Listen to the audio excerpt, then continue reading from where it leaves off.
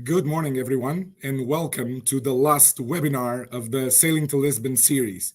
It's been a hell of a journey since last November, and we've been promoting the conference, which will take place next week, with these webinars. And today is our Welcome to Lisbon webinar. So we'll have several of the Portuguese organizations welcoming you to come next week. And I'm happy to say, if I look out the window, that the weather is quite nice today. We've had a couple of days of intense rain, but now things are looking better. And the forecast, it's still almost a week to go, but the forecast appears to be very positive. So apparently no rain. So we'll be looking forward to welcome you in also nice weather here in Lisbon.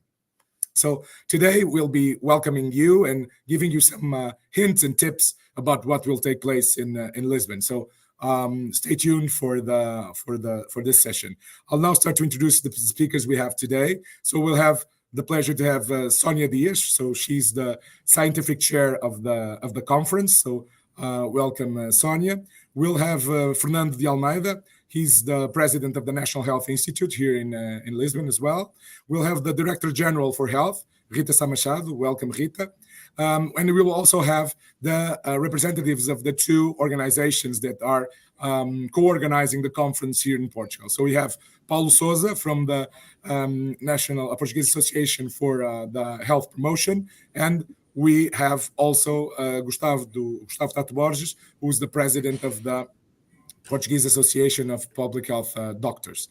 So today we'll be showing you what to expect when you come to Lisbon, and stay tuned until the end because we'll have some details for you. We'll have the announcement of the winner of the quiz. We already had that during the last webinar, that we'll have the formal announcement of the winner of the quiz, and also some practical details for the conference here in Lisbon. But now I hand over the floor to Sonia, so she can give you input on the content of the conference that will take place in a week. Sonia, you have the floor.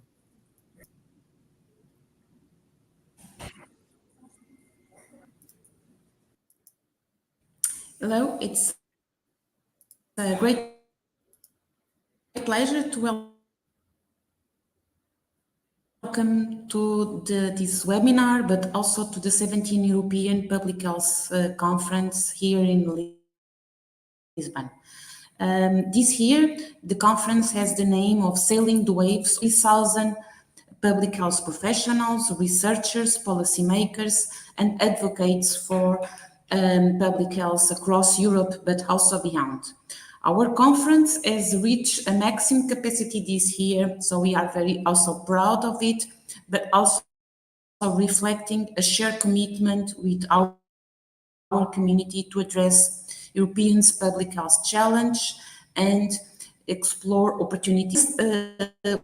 We are, like I was mentioning, for the first time, we had to close the registrations before, what is a pity, but also a success, as I was mentioning. But I want also to highlight that almost 500 of our delegates have registered as students or trainees, and we will have also a Lusophone conference for public health. So the conference this year emphasized our commitment to fostering responsible, sustainable, and equitable health innovation. As we navigate the waves of evolving health needs, we are crafting responses that are fair, inclusive, and resilient, breaking down barriers between science, policy, and community to build a healthy future for all. This year, and I would like to give you some numbers, this year we have seen a record-breaking of more than 3,300 abstract submissions, reflecting a strong enthusiasm between our public health community. Also, the numbers exceed in 1,000 of abstracts submitted last year conference in Dublin. Our program has expanded to have more than 170 workshops and sections across 16 conference tracks and 11 time slots. These new session formats include also pedagogical presentations, and we provide a platform for diverse voices from researchers to emerging professionals to contribute for new ideas and solutions. We have also accepted more than 1,000 abstracts, more than 333 oral and pitch presentations, and more than 1,070 poster presentations. I think these numbers really highlight the huge conference that we are expecting to have. I want also to highlight that plenary sections will have public health themes like navigating the artificial intelligence and trying to understand how can we overcome barriers and unleash the potential of IE in transforming European public health. Also, the topic of global health and how can Europe and public health efforts contribute to global health solutions. Also, the topic of tackling health inequalities, harmony, social marketing, and interdisciplinary health management, One Health in Europe, and other topics. We also want to highlight that these sections highlight the need for forward-thinking solutions that empower both professionals and communities to improve public health. We are also proud to collaborate with esteemed partners like European Commission, for example, to name just one, but these partnerships will strengthen our capacity to address complex health challenge across sectoral partnerships. And their support underscores the importance of bridging science and policy to ensure our research and innovation that reach those who need them most. A key outcome of the conference in Lisbon is also the statement for public health innovation that will be signed for national and international public health associations. And this statement calls for accessible and sustainable innovations that reduce health disparities, improve outcomes, and address social, environmental, and commercial determinants of health. It also represents the strong commitment to social responsible policies that prioritize inclusive access to innovation, particularly for communities experiencing vulnerabilities. So to close, I want to highlight that this conference is more than a meeting. It is indeed a movement towards a healthy Europe and an opportunity to have strong partnerships and strengthen the bonds that drive impact collaboration. Together, let's set a powerful example of how can we achieve through collaborations, innovation, and a commitment to a strong public health. So thank you so much once again, and we are looking forward for an inspiring and impactful conference with all of you in Lisbon next week. Thank you so much. Thank you, Sonia, for leading the way on so many items that we will discuss in Lisbon over the next week. I think we all have very high expectations for the meeting, and we'll be looking forward to fulfill them. And surely it will be a very important opportunity to network, to learn about each other's projects. So we're really looking to having those 3,000 people here in Lisbon for the conference. It's been a challenge, but it's also we're very proud of the results so far, and hopefully we'll deliver what everybody is expecting, and we are also expecting a very high standard and a very high rate of participation and interaction among all the participants. Thank you so much, Sonia, and we'll keep working for the last details for next week. So it's still a lot to do in order to make everything work well over the next few days. So thank you so much, Sonia. See you soon. Thank you. Thank you. So now we'll have the chance to hear about the National Health Institute. So I'll bring back the president of the National Health Institute, Dr. Fernando de Almeida. And please, you have the floor. Thank you, Ricardo. Good morning to everyone, especially my fellows panelists. I will share something I thought, and I will start presenting the main ideas of this webinar. I think I spoke about this, the European Public Health Conferences, and why this conference is important. I think it's allowed the updates on trends and challenges. The conference will address innovations and the best practices in public health. It allows the networking opportunities to the event, bring it together experts from all Europe and Africa. It allows the focus in the innovation with a central theme related to innovation. The conference we have highlights new approach, technologies, and methods for public health. It allows the interdisciplinary approach. Public health is a field that interacts with various disciplines and at last policy development, or say policy makers will have opportunity to engage and discussion and presentation for can inform everybody. But we have to speak about the reasons to participate, why the people and why the professionals have to participate. I think this is a learning opportunities, access to workshops, lectures, and discussions with international experts provides an enriching and environment for learning and knowledge exchange. Well, the research presentations. Researchers and academics will have the opportunity to present their work. Also, practical solutions. The conference will be a space to discuss practical and innovative solutions. Community impact.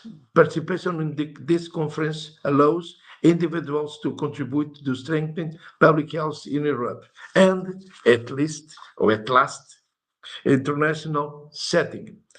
As Ricardo said, Lisbon is a vibrant and multicultural city, offers a stimulating and welcome environment, making the conference even more special with this wonderful word. In summary, the Europe Public Health Conference 2024 in Lisbon is an unmissable opportunity to everyone involved in the public health. Finally, I would like to share a short institutional video about our National Institute of Health, and I ask to Ricardo if you can start the video, please. Este é o Instituto Nacional de Saúde Dr. Ricardo Jorge. Geograficamente está aqui. Aqui. E aqui. Mas o seu território é, na verdade, o país e a saúde de todos os cidadãos.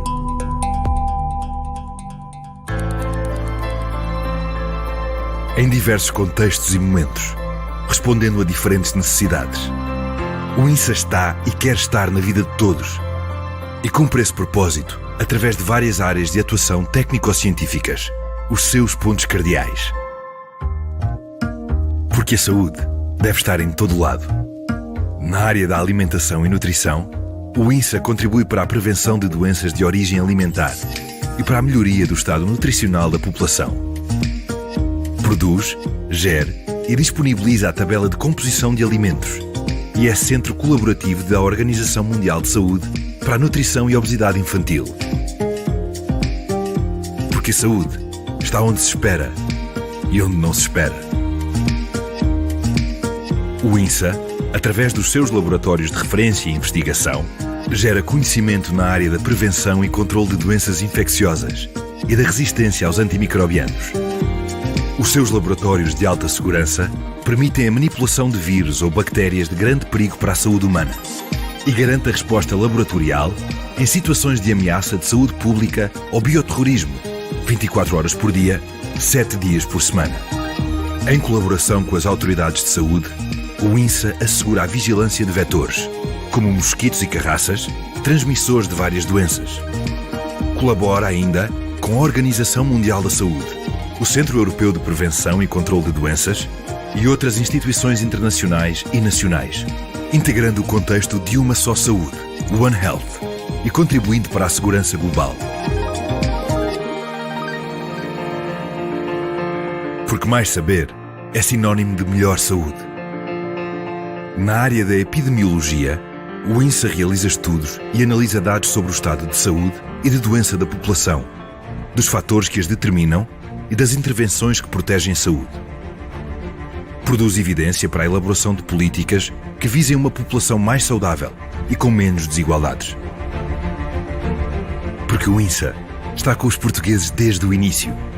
A área da genética humana coordena e executa o Programa Nacional de Rastreio Neonatal, rastreando o hipotiroidismo congénito, a fibrose quística e mais 24 doenças hereditárias do metabolismo. Realiza também testes genéticos para mais de 500 doenças raras, o que torna o INSA o maior laboratório do setor público nacional para o diagnóstico das patologias genéticas. E é fator integrante da cura, mas quer evitar a doença. Na área das doenças não transmissíveis, o INSA promove atividades de investigação, formação e de promoção da literacia em saúde, produzindo evidência que contribui para um melhor diagnóstico, prevenção e tratamento nas áreas da saúde mental, doenças cardio- e cerebrovasculares, diabetes e hemoglobinopatias. Faz investigação biomédica para a identificação e caracterização de novos mecanismos de doença. Sem esquecer que o ambiente à nossa volta é também determinante na saúde de todos.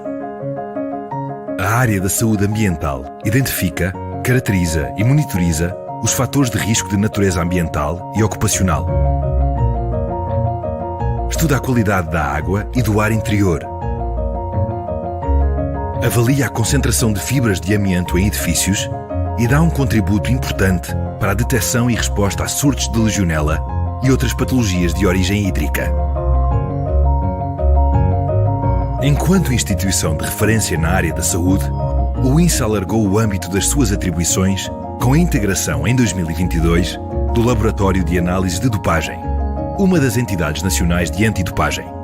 Acreditado pela Agência Mundial Antidopagem, o LAD contribui para o fortalecimento da luta contra a dopagem, ajudando a preservar a saúde dos atletas e a manter a ética e a integridade das competições desportivas.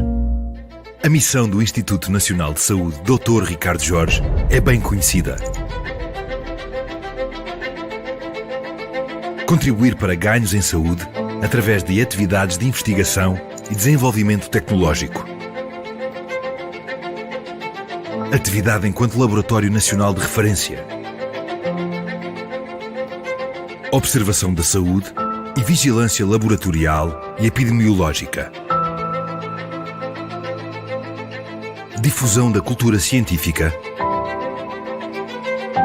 Formação, treino e capacitação de recursos humanos, tanto em Portugal como no estrangeiro, nomeadamente na comunidade dos países de língua portuguesa. E prestação de serviços diferenciados.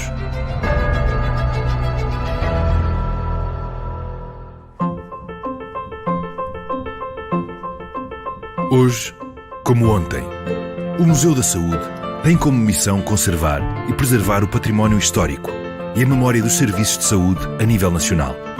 Porque o INSA é uma instituição de vanguarda que muito deve à sua história centenária. Criado em 1899 como um Instituto Central de Higiene, no âmbito da reforma dos serviços de saúde, pelo médico e humanista Ricardo Jorge.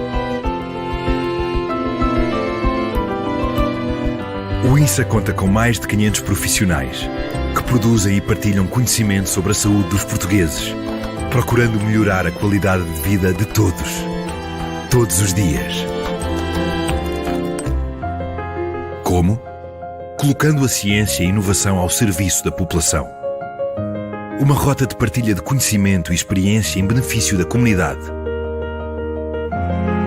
Sempre presente.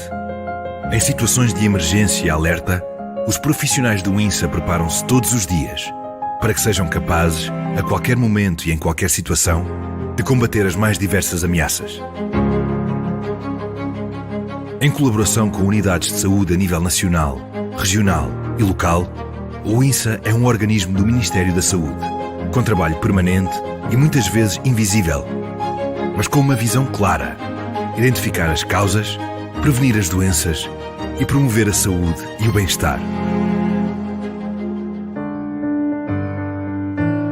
Para o cidadão, sempre que for preciso, onde for preciso. Para todos, sem exceção, por uma melhor saúde pública, ao seu lado, sempre aqui, INSA.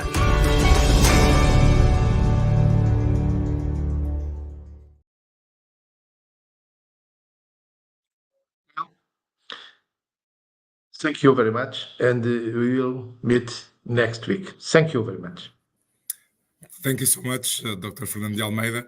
And I also take the advantage of having INSA and DGS together to celebrate the 125th anniversary of both organizations. So these are two twin organizations that work towards public health in Portugal. So I'll bring also Rita Samachado to the floor.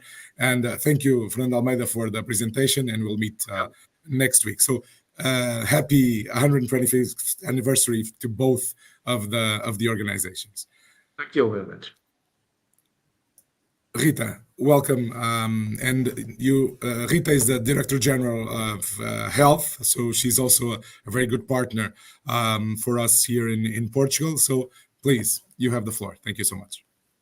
Thank you very much, Ricardo, and welcome all. And I would say that we are, in less than a week to start this very important conference for us. And it's a pleasure to be in this event, exactly to share a little bit with you, not only our expectations, but especially what we actually do here with our agencies in Portugal. So as Ricardo said, I lead the Directorate General of Health, and I have, I would say, the pleasure and the responsibility to lead this organization that is celebrating, as also Ricardo highlighted, its 125th anniversary. And for us, it's quite important to celebrate this because it really shows the history and the importance of having this organization part of the public health structure in Portugal.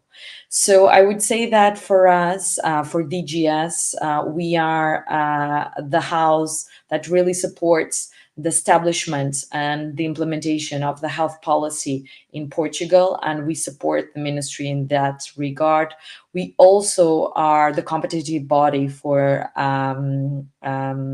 designing and also implementing the norms and standards in the country, not only for clinical purposes, but also for public health purposes. And we have 5 main areas of work. We have our Department of Quality of Care, and for us here, it includes also patient safety. And then we have another area, there is information and analysis. And here we have the coordination of the public health surveillance. And also we do monitoring of the health status of the Portuguese citizens. And many other things. We also do the surveillance of mortality. Then we have another area, there is quite, a big one, and it's called the prevention of the diseases and health promotion. But mainly what we do here is we have our very structured public health programs and health programs. And I would probably give a few examples on that. We have the National Immunization Program. We have our Sexual and Reproductive Program, the Maternal and Childcare Program, the visual one. So we have many of those. And they, although we coordinate these programs, they have, very, also they go and they have this reverse that go to the local level, not only under our National Health Service, but also beyond to the national health system. So apart from that, we have in our structure the coordination of the National Health Plan, and our National Health Plan, it will end or has this timeline of 2030 to align also with the international standards. And we have special areas that will be, of course, addressed during this conference. And this National Health Plan also really goes into the line of our 11 priority programs. So there's these programs that include, for example, healthy eating, also physical activity, also diabetes, respiratory diseases, IMR, among many others. But these priority programs really flow with the National Health Plan, and we have specific, goals for them because they are, as I said, priority areas for the country. So we are very, very keen to see in the conference, during the European Public Health Conference, what we have as an innovative processes in these areas, also to share the knowledge, also to network with the partners, because it's like this that we will have, and we know that we will make an impact to public health. And for us, this is, our main goal. And I know that all of you share with us this really brilliant idea. So I'm also going to highlight the health emergencies one. And of course, it's not the last one. It's one that we really, really are very keen. And why is that? Because the DGS also accumulates the National Health Authority, and we coordinate the preparedness and response to health emergencies. And we are also very, very keen to discuss with our fellow partners, with our European partners, the current challenges and also changes that we have been seeing in this field probably in the last 3 years at the European shores, and now also at the global shores with the new IHR architecture. So let me also give you probably an idea. And also we have a video. Apologies that the video doesn't have, but we will have in a few weeks the subtitles in English. But I will try to, first of all, to explain that this video was created during our 125th anniversary. That was celebrated in the 4th of October. But what we wanted here is to tell our story, our beautiful story of public health in Portugal, and also highlight some aspects. And I'm going to, it's a very short video, and I'm going to ask Ricardo to help me and to put the video on. And then afterwards, I will explain in English the main, I would say, points that the video highlights. So thank you, and bear with me with the Portuguese. It's not that hard, I would say. Ricardo?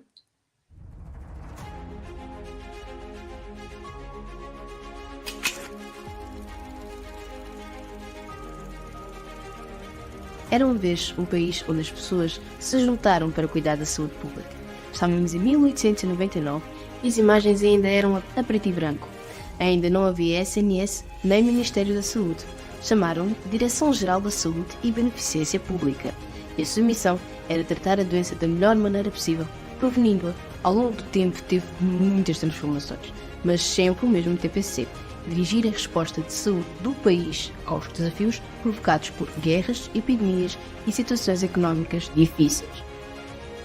Às vezes organizando planos de contingência, outras antecipando problemas, por vezes liderando mudanças de costumes. Com a DGS criámos o Programa Nacional de Vacinação, a reforma que levou aos primeiros centros de saúde, as primeiras políticas para a segurança de mães e bebés. Juntos eliminamos e erradicamos doenças, mudamos comportamentos, vencemos pandemias com organização e sentido de comunidade. Tudo isto começou há 125 anos. Ainda a avó da mãe da minha mãe era pequenina, mas nunca acaba. Renova-se todos os dias, todas as estações. Por exemplo, promovendo a alimentação saudável, o exercício físico, desenvolvendo estratégias que nos preparam para os desafios do futuro. Porque a DGS não é só a sua história, é a vida toda que eu, tu, cada um de nós tem pela frente.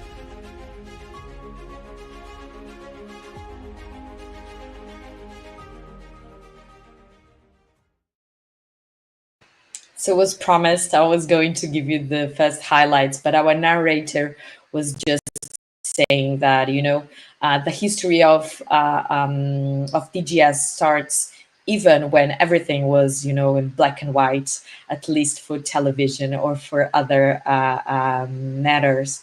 And for us, this is important because why? The DGS and also INSA, as you heard before, we were created even before the Ministry of Health. So we are really organizations that have an impact in the country, and our history speaks on that. So then we highlighted some of our main aspects. We were really the ones that carry out the reform of the system and the creation of, for example, the first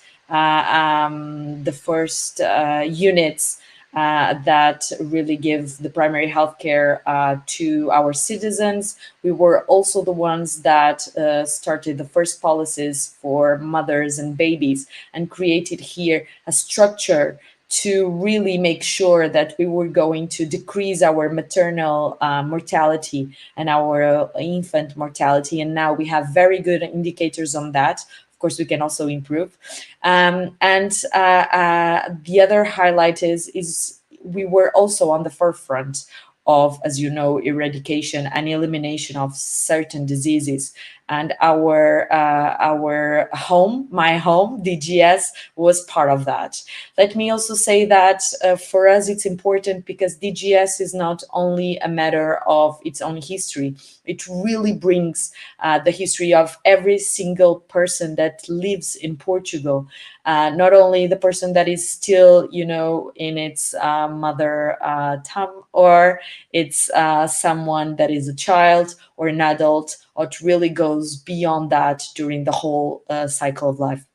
So I would just end here, but saying that it will be a pleasure to welcome you. My team will be also attending the conference, and we are very much keen to seeing each one of you in Lisbon. And we really promise that this is going to be a very interesting interaction. And I would, of course, not saying that Lisbon is a beautiful city, because we all know that, but I would say that we have the means, we have the purpose, and we are just missing you to come and to really be with us. So thank you so much. Thank you so much, Rita, for so many inspiring words and for inviting everyone to come to Lisbon. And indeed, Lisbon is a wonderful city. And we are this year the European Innovation Capital. So the city was awarded this prize. And therefore, I think it suits very well the main theme of the conference, where innovation plays a key role. Innovation can be set in so many different areas, and I'm sure that you'll see in the conference that there's so many opportunities for innovation. So thank you so much, Rita. See you in a couple of days live. So now I have the pleasure also to introduce two key organizations that have been very important in making this conference happen. So they've been working very hard for the past 2-3 years in order to make this conference happen. And as Sonia already mentioned, we are fully booked. So that's one of the challenges, but there's still some things on offer. So if you want to come to the Lusophone conference, there's still some seats. If you want to come to the some of the other pre-conference as well, and I'm sure that you'll find a lot to see. And we're also trying to work on some alternatives. So over the next couple of days, also stay tuned for those opportunities. So I'll now give the floor to Paulo Souza. Paulo Souza is here representing the Portuguese Association for Health Promotion. Paulo, thank you so much. Good morning, everyone, and thank you very much for the invitation, Ricardo. I'd like to take this opportunity to congratulate you, along with all the speakers and moderators, on the success of this series of 11 webinars leading up to the EUFA Conference 2024, which will take place next week in Lisbon. I am here as Vice President representing the board of the Portuguese Association for the Promotion of Public Health, and our association's mission is to promote and develop public health and social solidarity. The association was founded in 1968 by Professor Arnaldo Sampaio, a key figure in public health in Portugal. And since then, our objective has been to promote public health by encouraging and supporting activities that bridge the health sector with other sectors, following a health in all policies approach. Our mission includes training for health professionals and the general public, developing and collaborating on research projects, and sharing knowledge that can influence public policies on both national and international levels. Our association maintains relationship with numerous international institutions as a founding member of UFA and an associate of the World Federation of Public Health Associations. Much like UFA, our associations brings together members with diverse backgrounds and expertise in health, reflecting the full potential, the relevance, and the importance and the richness of public health. And I would like to highlight that our association has previous experience with the UFA conference. In 2008, we organized the conference in Lisbon. The first time it was held in Portugal. The theme that year was iHealth, Health and Innovation in Europe. Returning to this year conference, I want to stress that over the last 2 years, as Ricardo mentioned, there has been significant hard work by many people in close collaboration with the National Association of Public Health Physicians, our partner in organizing this conference. Let me take this opportunity to acknowledge and thank everyone involved for their dedication in ensuring that this conference meets expectation, offering another opportunity for discussion, sharing, development, and networking in public health. We look forward to welcoming you in Lisbon next week, and I hope to see you there. So, Ricardo, this was our message. And yeah, thank you very much again for the invitation.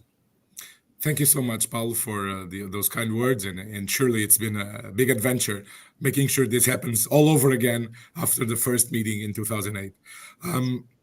I now have the pleasure to introduce Gustavo. Gustavo is the president of the Portuguese Association of Public Health Doctors. So, Gustavo, you have the floor. Thank you so much. Thank you so much, Ricardo. It's a pleasure to be here and be able to speak with everyone.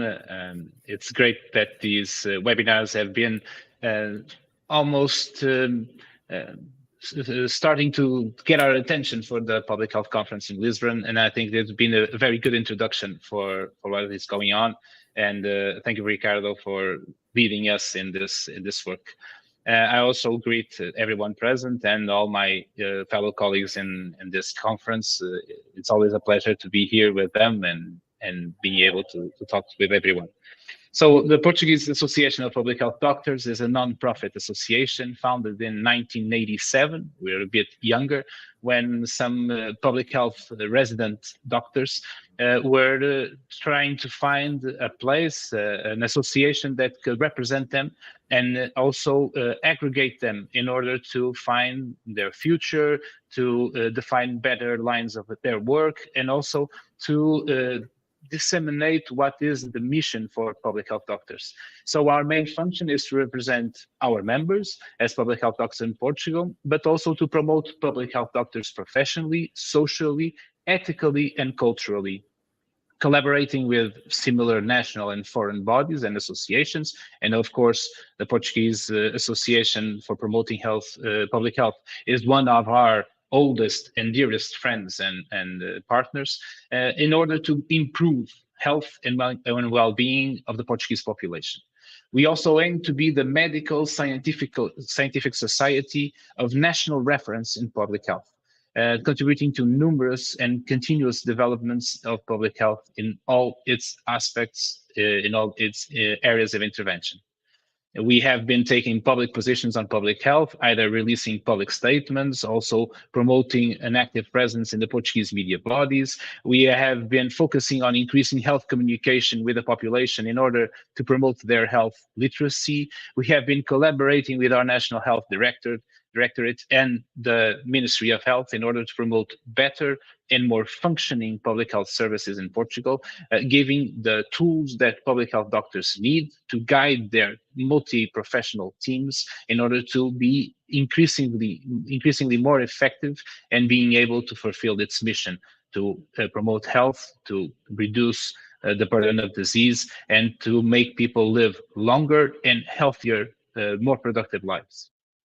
Besides all this work that I've been announcing, we also organize various scientific, cultural, social, and training activities, which I must highlight our National Congress of Public Health Doctors, our annual meeting, where we try to strengthen our bond and our knowledge, sharing good practices, reflecting on the challenges of today and where we want to be in the future, preparing our services, our public health services, our doctors, to be able to respond in the most efficient way in the future. Every year, our event has become better, has increased in the duration, has increased in participants, has increased in the number of scientific works that are shared and are presented, being a clear case of success and a good response to a need that public health doctors had, that they didn't have their own little space where they could share and work together in order to be the leaders that public health need. We also have a scientific activity with our residents of the first year of our residency in public health in order to broaden their curiosity and their eyesight, in order to be able to give a new perspective for their training, their residency, and try to make them think outside of the box where we normally would develop our work. Of course, we continuously cooperate with similar bodies, professional association, other national and foreign institutions, of course, ILFA being one of them, and the World Federation of Public Health. And we are even collaborating with the European Commission, Missions Vaccine, with Gavi. So we are trying to be a part of the solution in several of the situations, problems, circumstances that occur in the national, European, and in world level. We occasionally also collaborate with foreign media, not that often, but we have been invited. But also we are trying to expand the way we communicate with the population. So we are looking at various media outlets. We cannot ignore the opportunities that social media has or can play in health promotion. We all know the risks they can bring to health, but they can also be put to good use. And we are trying also to be a good presence in those environments, trying to bring more knowledge and promote literacy among the populations. So it's an honor. We are very proud and happy to be part of the team that's organizing the European Public Health Conference 2024 here in Lisbon. And we feel that this opportunity will allow us, public health doctors in Portugal, us, Public Health National Association of the Public Health Doctors, and of course, all of us that will be there to share experience, improve our knowledge, improve public health in these various settings. And all the conditions are set for this to be an amazing conference. Lisbon is an amazing city, but just let me say, sorry, Ricardo, Porto is better.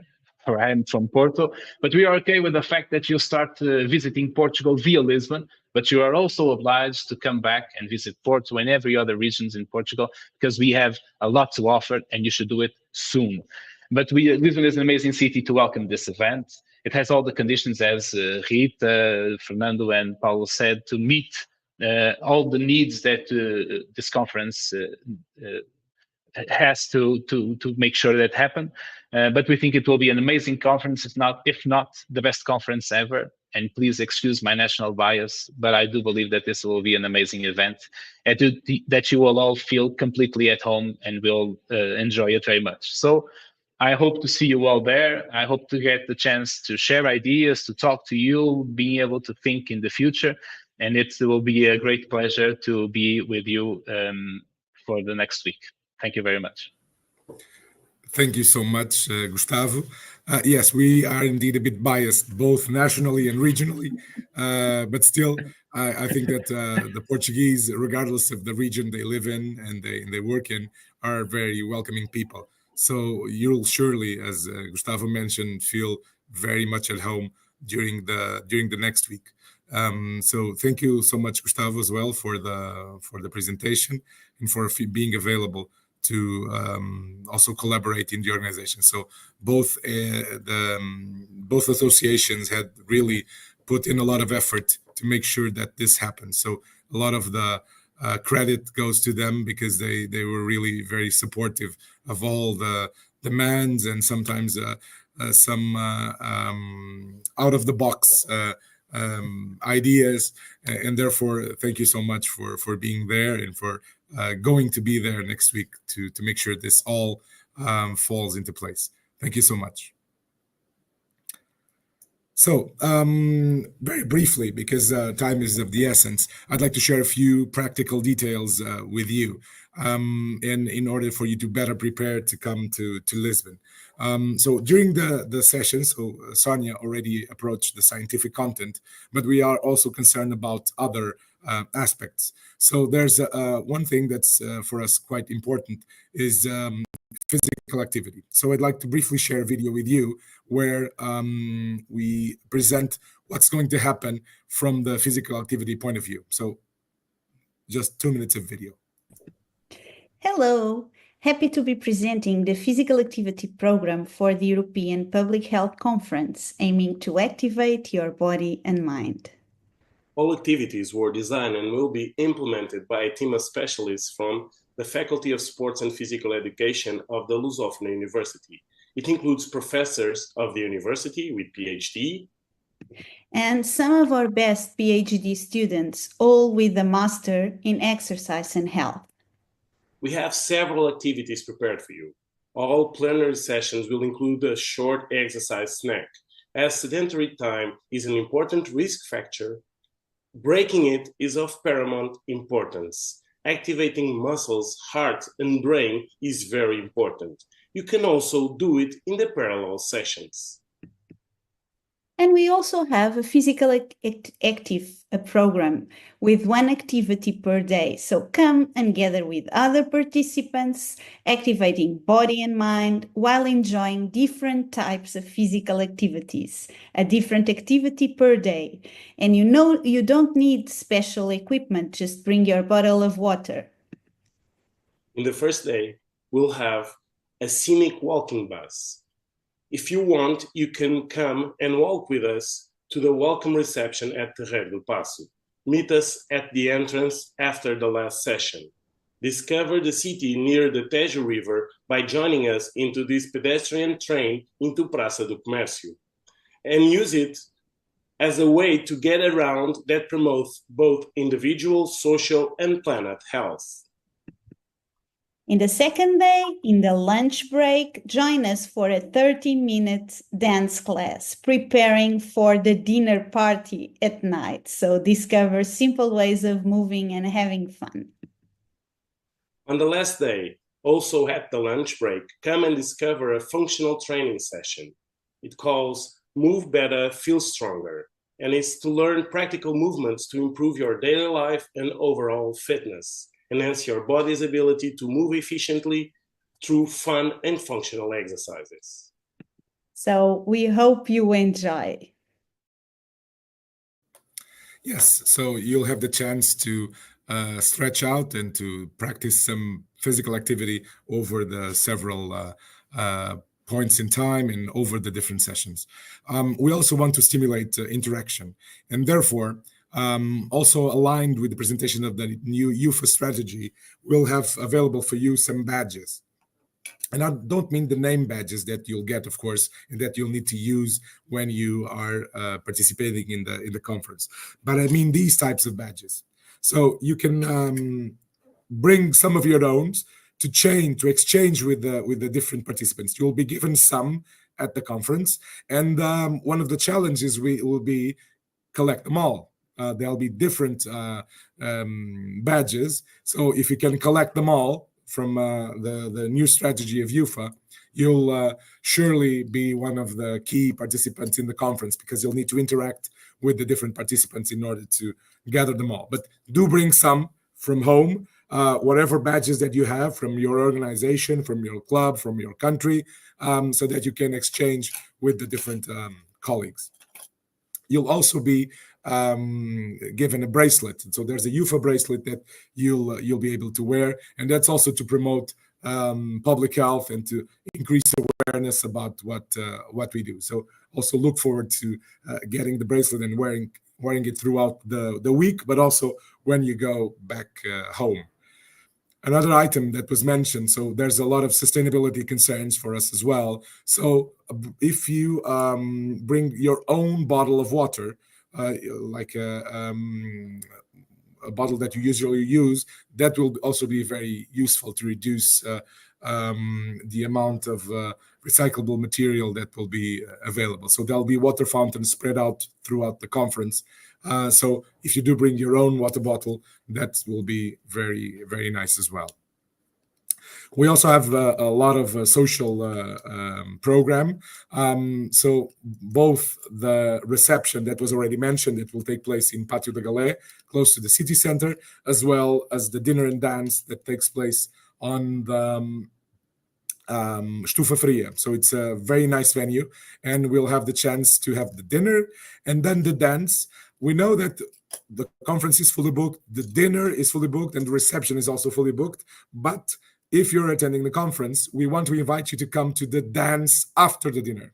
So do try and have dinner close by to Estufa Fria, and then you can join us afterwards in the dance. And we'll have traditional European dances that you can learn, that we can dance all together. So I'm confident and I'm positive that it will be a very fun night. So do show up, and then we'll have also a DJ that will entertain us throughout the rest of the night. So there's a lot to offer on that side.